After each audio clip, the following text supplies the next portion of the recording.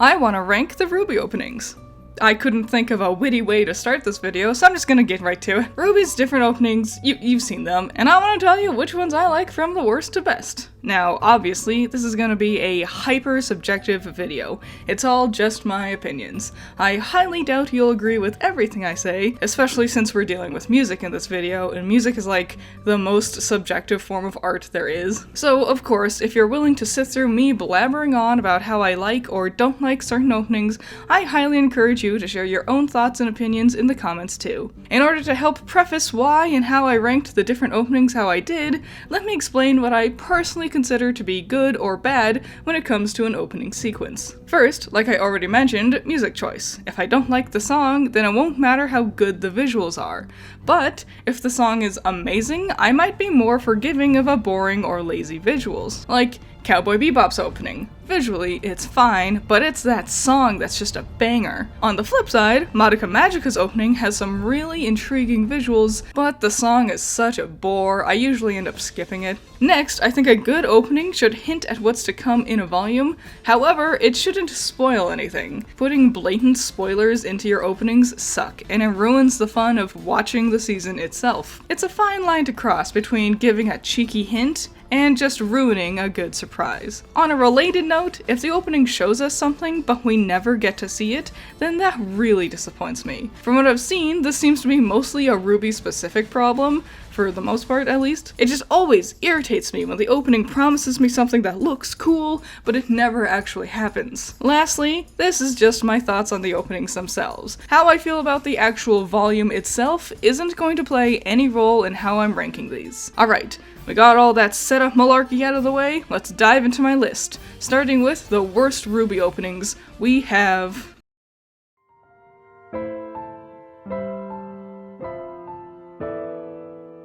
Wow, I hate this one. This one is super bad, like, ugh. I think the biggest offender for this opening is the garbage tier song. When It Falls sucks big time. It just screams trying too hard, like a baby's first emo song, like a middle schooler trying to replicate a My Chemical Romance album.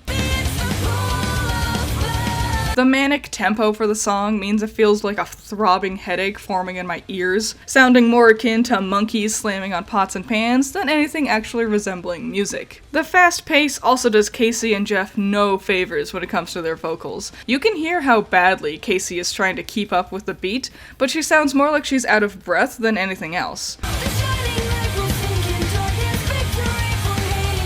Worst of all, both of them are putting on this obnoxious, fake screaming style to their vocals, and it sounds so bad. Casey isn't singing, she's just speaking quickly while sounding mildly irritated here and there. Casey's voice wasn't meant for hardcore edge fests like this trash. But she ain't got nothing on Jeff back there. Oh god, his wailing in the background sounds like a screeching cat.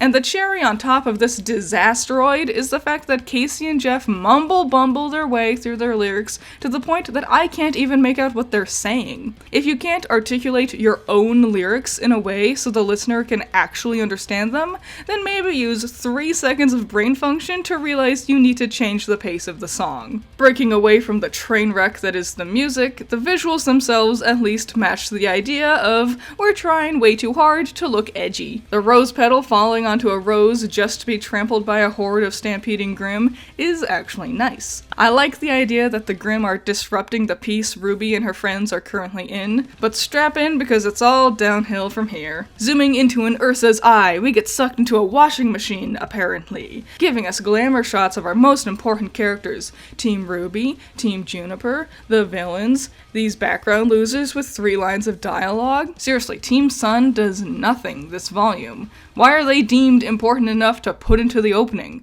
Why not put Penny here? The teachers, hell, even Team Coffee had more screen time this volume than these dorks. The only other shot I like in this opening is the duality of the Grimm pushed up against Ozpin and Glinda's wall, timed with the lyric, "Mirrors will shatter."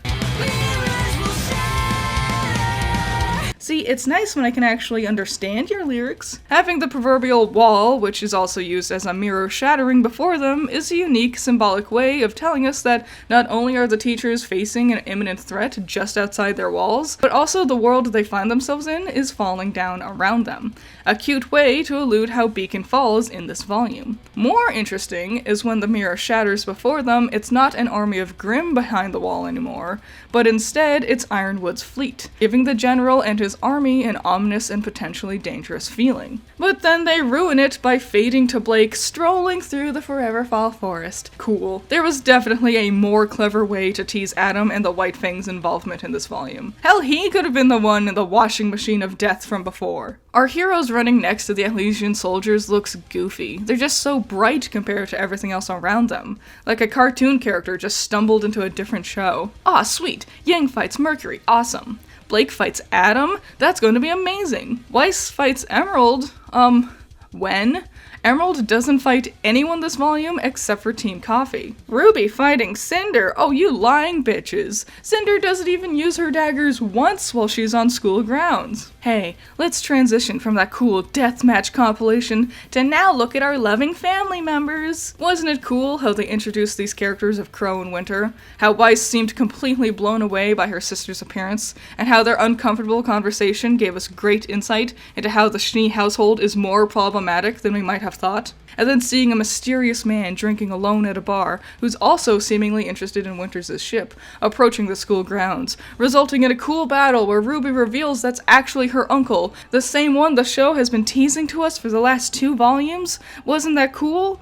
At least, it would have been if the opening didn't just lazily spoil their introduction here. This shot is also just so stupid. Grr, we hate each other. Oh look, a fluttery thing. Never mind. Also, can we talk about how this picture is terrible? Crow looks exactly the same, like a 40-year-old man standing in a group of teenagers. Lazy, ugly, do better. Then the heroes falling together just to let go and fall apart from each other is a nice touch, but the whole thing just ruins the mood for me by this point. Not to mention, this oddly dour shot at the end of the opening makes no sense for the first 2/3 of the volume. There's just so much I hate in this opening. It sucks.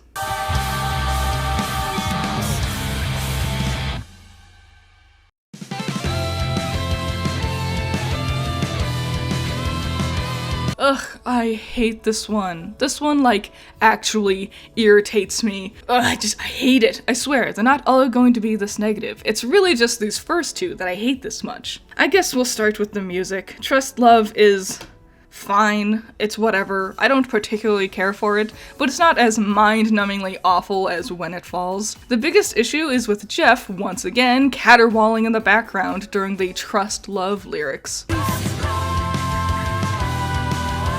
Also, the rhythm between the verse, bridge, and chorus all sound different, making it feel like 3 different songs stitched together rather than one cohesive one. But yeah, it's whatever. A little slow, a little boring, but whatever. No, the thing I hate is like the visuals. There are so many shots in this opening that are just trash. Why is Yang different? Why is Yang different? Everyone else got cowboy shots for their silhouette. Why is Yang the only one who got a full body shot? Is it because they realized with her hair in the way, her silhouette would just look like an amorphous blob? So rather than change the other girls around to match Yang, they just kept her different from everyone else, and it's like built-in OCD repellent. Oscar also looks like shit. Why is he this close to the camera? This doesn't look like anything. Ugh. Then those dumb, sweeping shots in the snow just takes for fucking ever.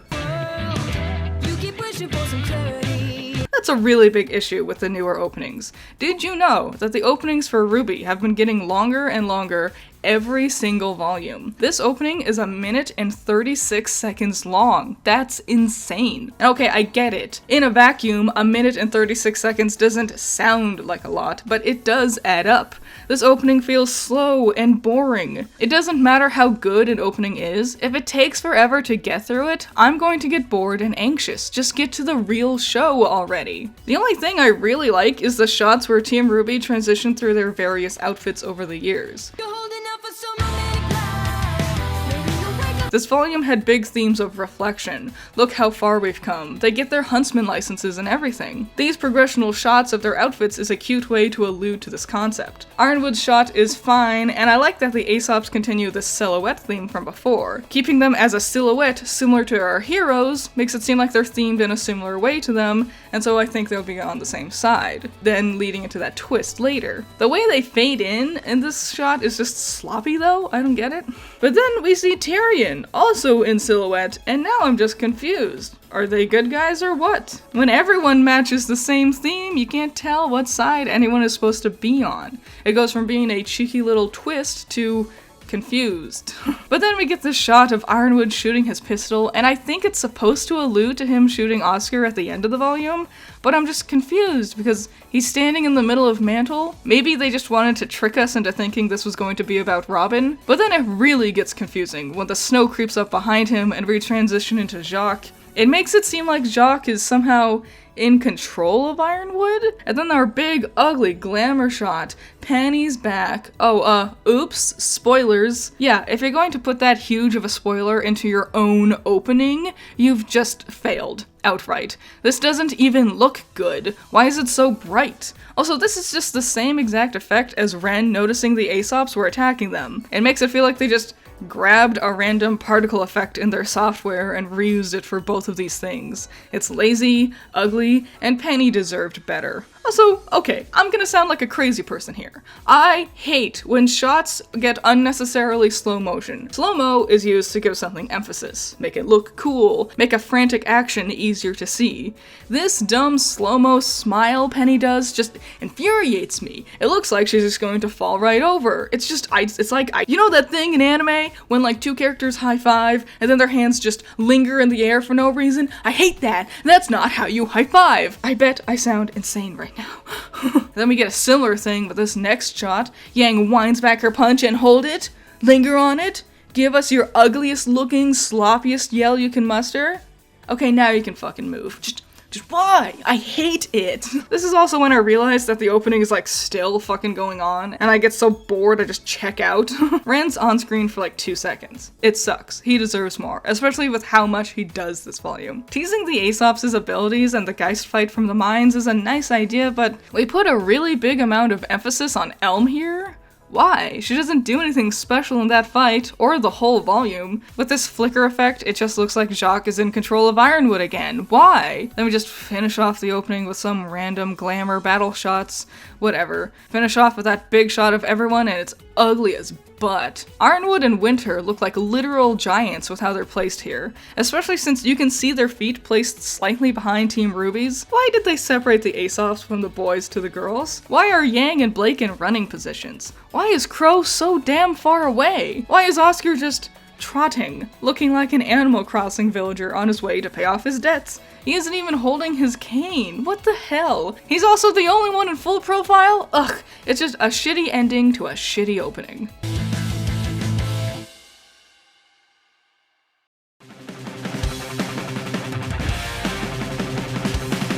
Visually, The Triumph is a marked improvement from Volume 7's opening, but it's still got its hiccups here and there. First of all, the song is fine, though I feel like once again the musical genre isn't a good fit for Casey's vocals. Her voice sounds strained in this song.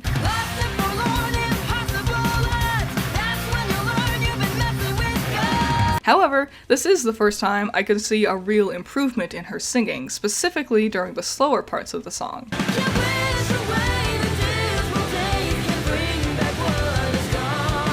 I think this opening's biggest problem is that it's just boring.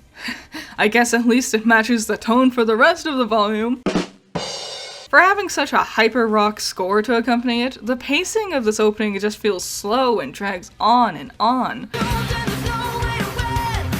The four girls in their different locations exploding into colorful petals is nice. It's a cool way to remind everyone where they are when they start this volume. And the guitar riff accompanying Yang's speeding motorcycle is cool.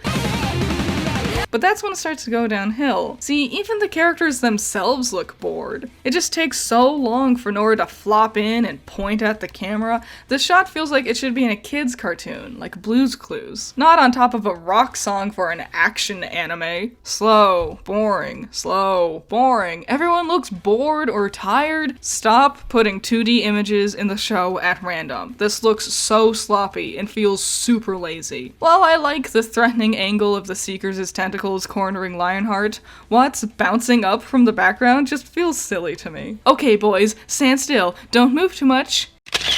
Perfect, great picture, gang. Again, everyone just looks bored. Why would I be hyped for the show if the characters themselves can't be bothered to care? The shot of Blake and Sun is super silly with the lyric, "I won't die," wailing behind them. Die of what? Boredom? These next few shots are actually pretty good. Having Vernal opposite Cinder really helped hammer home the idea that she's actually the maiden. Then having it transition to Raven and Yang to tease how their meeting was less than great is a nice touch too. Ilya standing before this painting feels like it should be significant, but it never gets mentioned. I don't know, it has a nice lighting effect though. Wow, these last few shots of the kids fighting looks great. Good thing they actually put the effort into these moments here so they can literally just copy and paste them into the actual show later. So Weiss lands on his sword, facing forward, but he's swinging it behind his head. So technically, once he swung it around, she should be facing the other direction again. What is this? It's just random black squares. It looks like a stock transition effect, and it looks super ugly and awful. I think the idea is it was supposed to be Blake's ribbon, but it really doesn't come across that way. The final shot of Salem towering over them is a nice way to tease Emerald's hallucination, without ruining the surprise of how menacing she was in that instance. This opening is a real mixed bag for me. Some shots here and there were great, others were awful, the tone doesn't match the visuals all the time, and the shots that accompany certain lyrics makes no sense.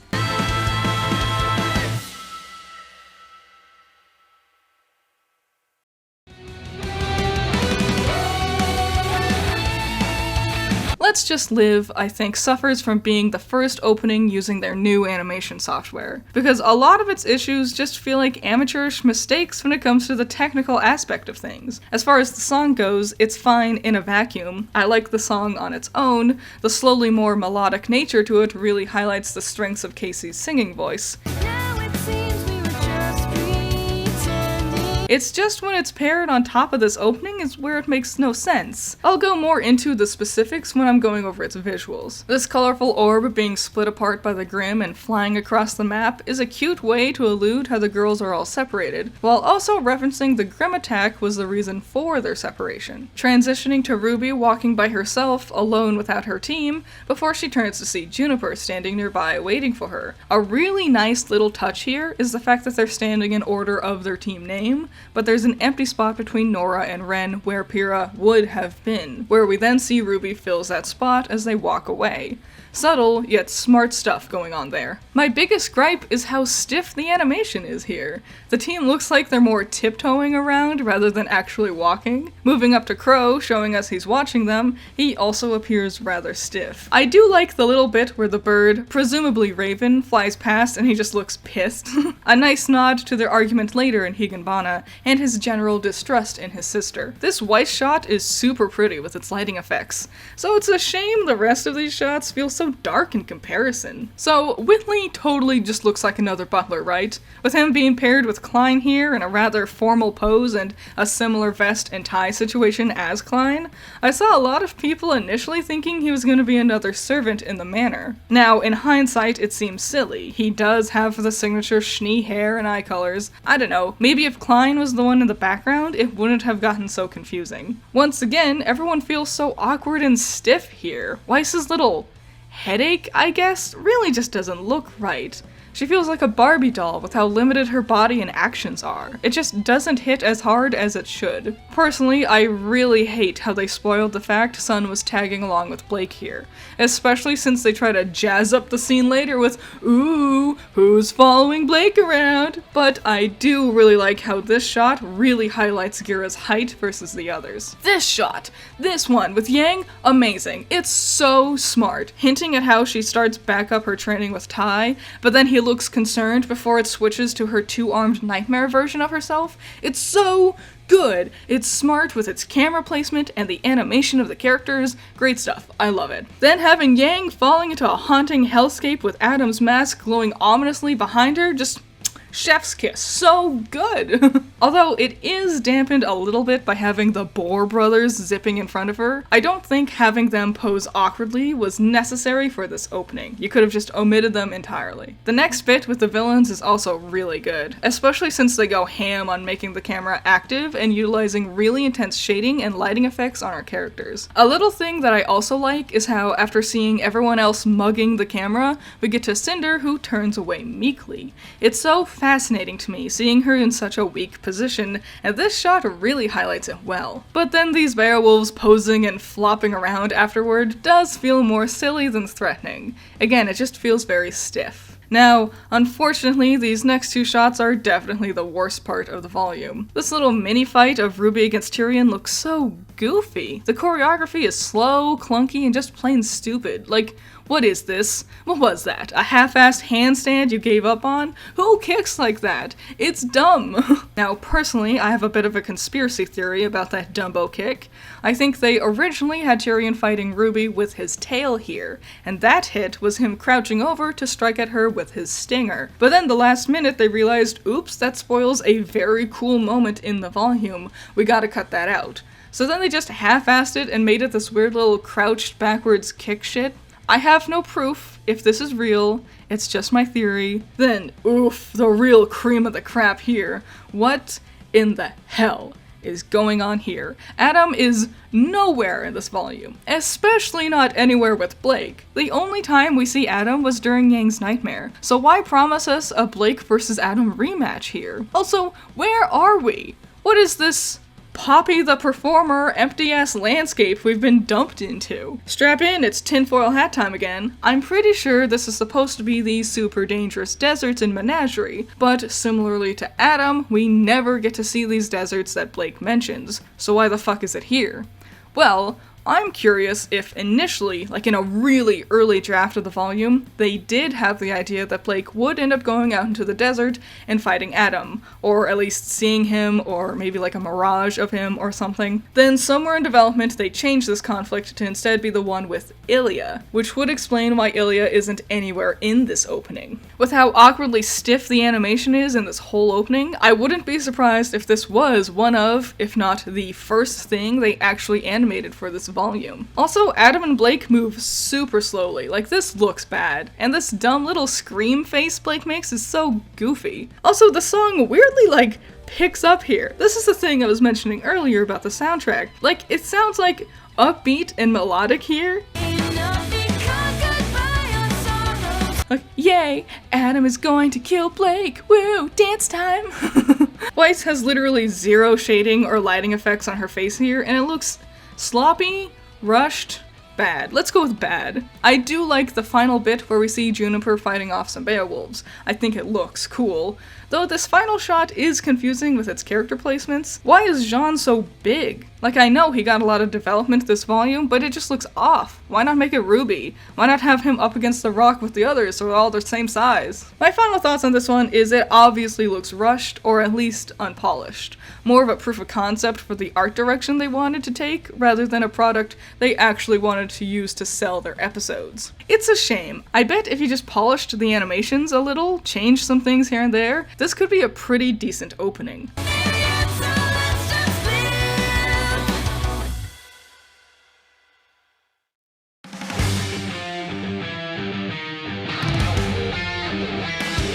I'ma just say this now, this is my favorite song out of all the openings. I think Casey is at her best here, and the music is helping to elevate her strengths, rather than force her to do something that's not a good fit for her vocals. Also this bit, I don't know what this is, a synth board, I'm guessing. That's some good shit.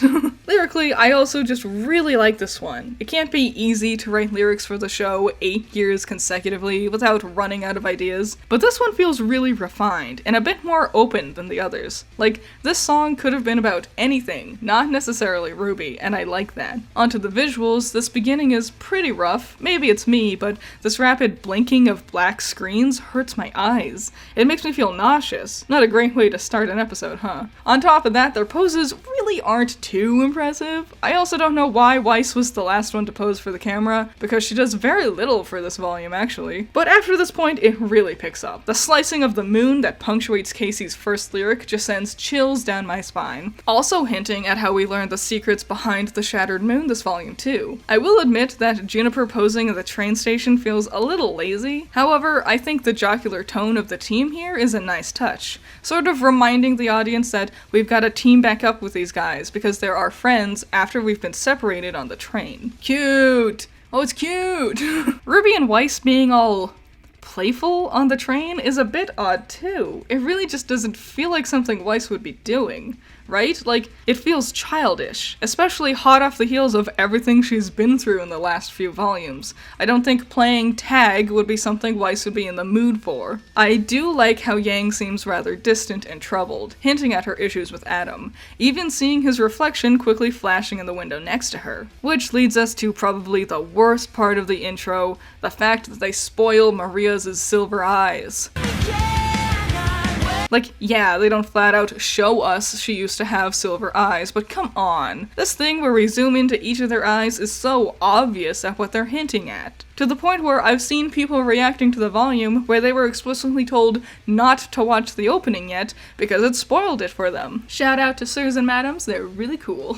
I think the biggest detriment to this opening is the fact that they clearly had like none of their backgrounds made yet. It's all either the train or an empty snowfield. I do like the visuals of Crow's alcohol manifesting into Grim arms dragging him down. That visual is just like really on point. It's like a smart way to represent his struggles. Great job. Just to transition into the ominous red Grim eyes attacking RWBY in this creepy dungeon. Yikes. Spooky, so cool. I like how this is teasing the encounter with the apathy without actually spoiling any of it for us. Like, these arms aren't even apathy arms. They come from the imp Grim, like the one on top of the Nukkalavi, which I didn't think it was a different thing, but the wiki says so, and I guess the wiki is law.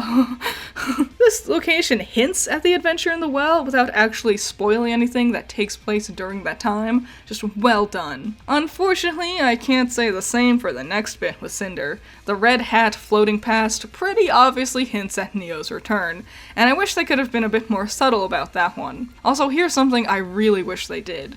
I wish after they revealed Cinder was the mysterious hooded person, they would have changed the intro to reveal her face. Keeping it a secret after we learn her identity in episode 2 makes no sense. It's especially bad later when we have this shot of her fighting someone, but there's so much shadows over everything, it makes it near impossible to actually see. Brightening it to reveal Cinder's combat would have made me even more curious to see what that fight scene was alluding to. As it is, it just really takes me out of the opening because of how jarringly different it is. I also really like the shot of having all our villains all together finally. Being framed inside of Salem's Seeker is a nice touch too. The blue smoke billowing up behind her is also fun in how it hints at the pretty princess looking figure who replaces Salem is actually Salem, only now seen through the lens of Jin's flashback. Like, what a mysterious shot, right? Who is this woman? What's she doing with that statue? What's going on here? It was just good stuff. Good building intrigue. I could understand if you were disappointed that this next shot reveals Ozma and Ozpin's other past lives,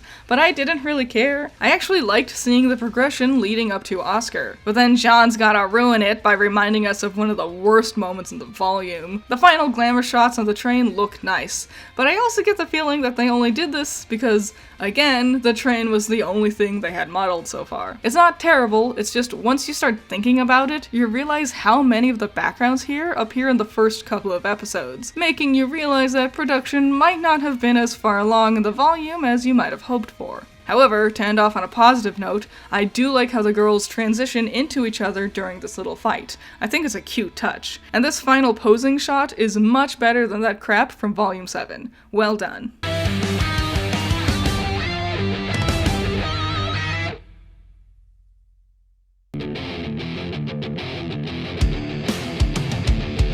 I think this is the one the most people are going to be pissed with me about. Like, it's good, I like it, it's my number 3 pick. I'm sorry, it's just not as good as the others. Of course, This Will Be the Day is super iconic by this point. The song is super memorable with some really poignant lyrics too. Just a child, surprised when they find out that a warrior will soon run wild. This is also the only RWBY opening that has 2 different versions to it. A longer version that they only showed at the end of episode 1, and then a shorter version that was the beginning of every other episode. The long version is only 1 minute and 6 seconds long, while the short version is the shortest RWBY opening at only 30 seconds. I think that the much shorter length really helped make this opening much more memorable and iconic. I mean, when you hear the words "victory is in a simple soul," you're going to get a brain blast of Volume 1 memories. Utilizing visuals similar to the ones in the 4 original trailers is a cool way to imply the fact that these 4 girls are all different, while still making them stand out and look cool. Summer's haunting figure in front of her own grave looks super stylish, with her petals mixing with RWBY's petals, and then the red overtaking the moon hints at that slightly more mature edge RWBY has with its later episodes this volume. And it's also just a super beautiful way to show us the title, Perfection. I like how it's subtle, but if you pay attention, you can see the outline of Adam's mask hovering behind Blake, like a looming memory threatening to come back and haunt her. Oh, it's so cool. Having the Sea of Grimm transition into Torchwick with his goons is a neat way to highlight our various threats for the show. Remember back when we all thought Junior's goons was going to be a reoccurring threat? Wasn't that crazy? Good times, man. If there's anything wrong with the visuals here, it's the shot of Cinder and her 2 shadow demons.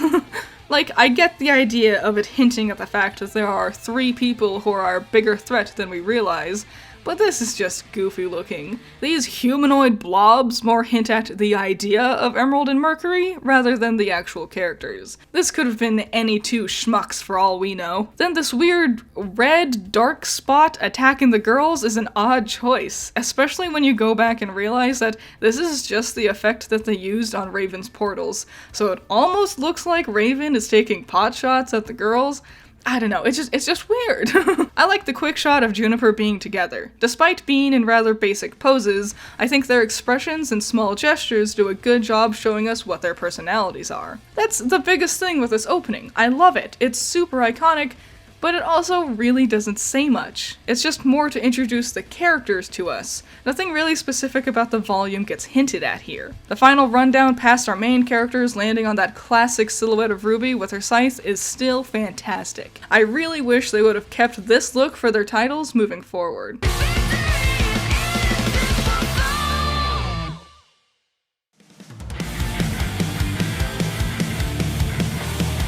This opening, in my opinion, is probably the best put together out of them all. It feels like Rooster Teeth really sat down and thought about what every shot should look like. It doesn't just reuse assets from the first handful of episodes, it doesn't just recap events from the volume, spoiling the episodes in advance. The individual shots, camera work, character placement, and timing with the song and lyrics feels really well thought out. There was a lot of thought and effort put into making this one, and it really shows. For Every Life is a pretty good song too. I like it a lot. It's quite the earworm. Plenty of times during Volume 8's runtime, I would get the song stuck in my head.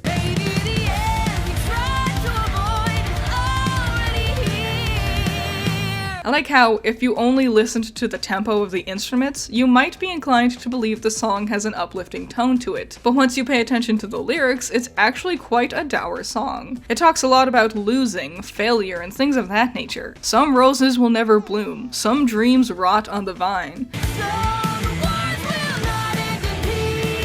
Starting with these various shots of Mantle being overrun with the Grimm is a nice way to remind the audience how Mantle has fallen into disarray since the ending of the prior volume, before we shift into RWBY turning to her friends with the logo placed between them all. It's just fancy looking. These next shots with the girls having a piece of their past highlighted inside of them is a nice touch, though the themes of "look how far we've come" isn't really as prominent in this volume, at least compared to Volume 7. It still looks nice though, and it's very iconic. iconic and eye-catching. If you pay attention, you can realize that this dark realm with the glowing spots is awfully similar to the bridges Ambrosius built, which is a nice touch. On that note, Atlas burning inside of Ironwood as he stands in a white void is a nice way to invoke the concept of his ultimate failure, while at the same time just making Ironwood look like a threatening force inside of himself. A lot of these shots are just a nice way to highlight our various characters, while slightly alluding to their struggles throughout the volume. The Hound's wings behind Salem is a nice touch to tease the Grimm without actually spoiling its design. This little pink lightning bolt might initially seem unnecessary, but after Nora overcharges herself, this little bolt suddenly hits different. I love it when openings have little subtle smart things like that. Minor gripe, I think the Shnees here look lazily thrown into the mix. I don't know, everyone else's introduction throughout the opening feels really organic and poignant, but these two just don't fit very well. However, the Schnee glyph shattering onto a large chessboard is so cool.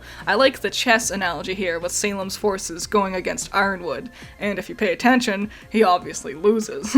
There's several chess-themed lines throughout the volume, and this sort of symbolism is a unique way of hinting towards the war dynamic between these two factions. See, it's smart things like this that makes this opening really stand out. They didn't need to make a giant chessboard for the opening, especially since it's nowhere in the rest of the volume, but the fact that they did go the extra mile to deliver this imagery here is fantastic. Watts turning into Pietro as we swap the sides of the mirror is not only very eye-catching, but an incredibly smart way to hint at how Watts hacks Pietro's systems, Penny specifically. See, when there's smart imagery like this in the opening, it makes it way more fun to speculate on how the events of the volume will play out. The emphasis of Ren looking sad and Nora reaching out for his signature Sakura petal is nice, not just for how it hints at their relationship issues, but similar to that pink lightning bolt from before, after we see Ren's new semblance seeing Nora's love for him being represented with pink flower petals, it makes this moment hit a whole lot harder. A subtle thing I love with this team shot is that it shows us what threats and challenges our heroes will have to face this volume. The Grimm invasion, finishing Amity, helping Mantle, Ironwood up in Atlas, but then Penny flies into center frame, and you might just think it's a nice glamour shot for her, but then if you pay attention, she actually turns to face the heroes aligned with the other threats, hinting at how she does become a threat to them after she gets hacked by Watts. It's so clever, perfection. Another gripe I have is that I hate the shot of RWBY twirling Crescent Rose around. It makes her giant scythe feel more like a plastic toy, rather than a weapon used to kill monsters. Worst of all, her hands aren't even moving. Her arms aren't doing shit, her fingers don't move. She's just posing shittily while her scythe is magically going apeshit above her head. If RWBY actually was animated to look like she was really putting in the effort to twirl her weapon, then it probably wouldn't look so stupid. Similar to that shot of Penny turning to face the heroes, this next bit with Cinder is also mega smart with how subtle it is. Having the heroes freeze in place while she saunters past them, now in hindsight, is an obvious allusion to how Cinder ultimately uses Jin to ask the last question, since Jin freezes the world. It's brilliant. I like how Mercury is in the same lineup as Hazel and Tyrion, since he's now a general of Salem's council. One last thing, having the relics reflected in Salem's eyes seems like an obvious hint that she was ultimately going to get them by the end of the volume. It's the smart use of imagery like this that doesn't spoil anything, that proves how much thought they put into creating this opening. The final shot of Team RWBY falling into a watery abyss is now an obvious allusion to how they fall on Ambrosius's bridges. Yang is even the first one to hit the water. It's something like this that you wouldn't realize what it's symbolizing until after you see it happen in the show that makes me just love this opening. But the final shots teasing the Hound and Penny being hacked, ending with RWBY's scythe stuck in the ground, almost exactly like how it does with the end credits scene, is just the cherry on top. After I first watched this opening for the volume, I was so intrigued to find out what all this imagery meant, and the more we uncovered as the volume progressed, the more attention I was giving it, trying to figure out what little shots could possibly be referencing for future episodes. It's a lot of fun. It also now sets a huge standard for the show moving forward. I'm going to expect Volume 9 to have just as smart of an opening as this one, if not better. Great stuff.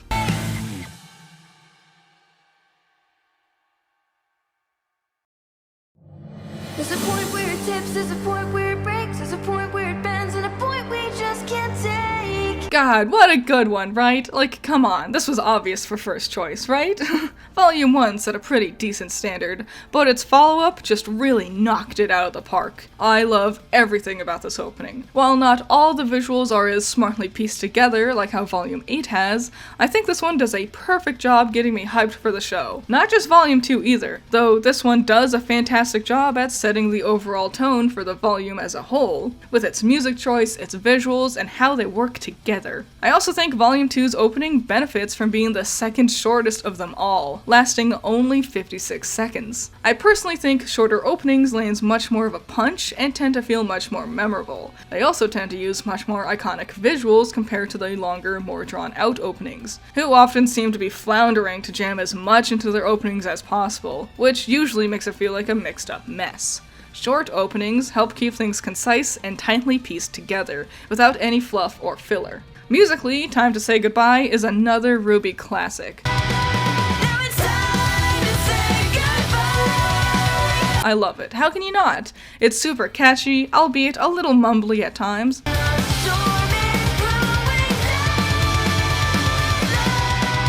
But I think Casey's singing is really great for the most part, especially combined with the fast-paced rock, which still feels restrained enough to help elevate her vocal strengths, giving RWBY that classic rock-esque edge that we know it for. The beginning with the drums rolling in as we fade into Beacon with RWBY's Silver Eyes opening is just so good! It's iconic and eye-catching, and it really makes it feel like this is an epic. Combined with the very poetic and beautifully delivered lyrics of the song, and this immediately hooks me into the episodes. There's a line that will cross and there's no return. There's a time and a place, no bridges left to burn.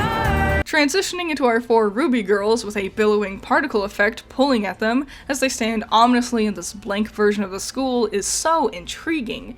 It looks important, and in turn makes them feel important. A nice little touch I like is the fact that their particles running off of them are all unique to each girl. RWBY's got her rose petals, obviously, Weiss seems to have snow falling off of her, Yang's got her fire, and Blake has, shadows? I guess? Whatever. They all look unique and it's a nice touch. This effect looks cool. It almost gives off this vibe that they're being drawn in with like pens or pencils or something. I like it because it feels like a nice allusion to the fact that they're based on fairy tales, like an illustration to accompany a story slowly becoming a fully fleshed out character. Beacon turning into RWBY falling from the sky is haunting imagery, while also being mega intriguing. What could possibly happen this volume that puts RWBY into such a vulnerable position? But then once you're just starting to worry about her safety, RWBY confidently turns to start falling in a star-shaped pattern, showing us she's in control of this situation. There's a lot of really good transitions in this one too, like the Beacon Castle turning into the sun as RWBY falls, or RWBY's swirling petals turning into Ozpin's turning gears in his office. Pyrrha forming behind Ozpin as he stands in his office feels more like a hint as to how he chooses her as his fall maiden for Volume 3, and it's a shame she didn't really do much of anything in regards to him this volume, but it's still a nice touch seeing it here, even though it likely wasn't planned that far in advance. Similar to how Team RWBY's particles are all unique to the different girls, Pyrrha herself has a unique one too, her now signature maple leaves. Nice. I will say my least favorite part of this opening is these quick shots trying to match the pace of the rhythm. It just happens so quickly, and so many of these characters do absolutely nothing this volume. Like, Team Cardinal? Really? What are you even doing with your hands, you loser? I guess it doesn't matter because they're literally on screen for only like half a second. Sage and Scarlet don't show up at all this volume either. In fact, I'm pretty sure Sage here at least is just concept art and not a real 3D model. Who are you? Who are you? I mean, she looks like maybe the lady on the phone with Weiss, but who are you? Glinda, why are you so far away? All these shots are just super rushed, look lazy, and definitely could have been replaced with something much better. Ending with this big shot of the villains is a nice touch though, although Junior and the Malachite twins really don't belong here. Maybe they're just here to make us worry if Yang was going to be in trouble when she went to him for information. It also helps fill out this shot to make them look more like a formidable force. It's also interesting to note that Neo isn't in this shot, which really just hammers home how she was a last-minute addition addition to the show in general. This shot paired with the Grimm running forward, and it gives off the impression that the heroes have a lot of challenges ahead of them. Finally, going back to RWBY, who's still in freefall, we get to see she's actually surrounded by all of her friends falling together, landing in epic hero poses. Fuck yeah! I'm pretty sure this is meant to allude to the finale, where there were plenty of people jumping in from airships to help fight off the Grimm attack. It's a nice touch, and makes our heroes look cool. Initially, I was confused why Pyrrha was the only one who got little battle shots in this opening, teasing her 1v4 against Team Cardinal, but I also think it's meant to show the audience that Pyrrha is going to be getting a lot more attention this time around, not just when it comes to combat. I don't know why, but I really like this shot. Maybe it's because we don't get to see Cinder sitting around looking thoughtful very often. We finish off with Team RWBY fighting off our villains in quick jump cuts, and it looks nice. Some really well-timed jumps into different characters. The only hiccup I can think of is the fact that it goes hero on the left, hero on the left, hero on the right, hero on the left. It's probably because Emerald's pose was a better fit for Blake than Torchwick, but it feels a little weird swapping it for just that one shot. Interestingly, this was actually the beginning of the trend of pairing Yang versus Mercury, Cinder versus RWBY, and Weiss versus Emerald. Even though Yang doesn't fight Mercury this volume, Pyrrha does. RWBY and Cinder definitely don't fight, and Emerald and Weiss have still yet to fight each other in any capacity. And now I highly doubt that will ever happen. I still really don't like the fact they tease fights we never actually get in the volume, but at least these quick shots look a lot more polished and cool compared to the stilted shit from Volume 3's opening. Then the final touch of RWBY running as she turns into the 4 different girls before striking an attack pose where the next girl carries that pose into their action, leading back to RWBY. It just looks amazing. And it's a visual that really lingers with you. I bet you were reminded of this shot when you saw Volume 6 doing a similar thing with its opening, huh? I just really love everything about this one. It's fun, fast, catchy, and looks awesome.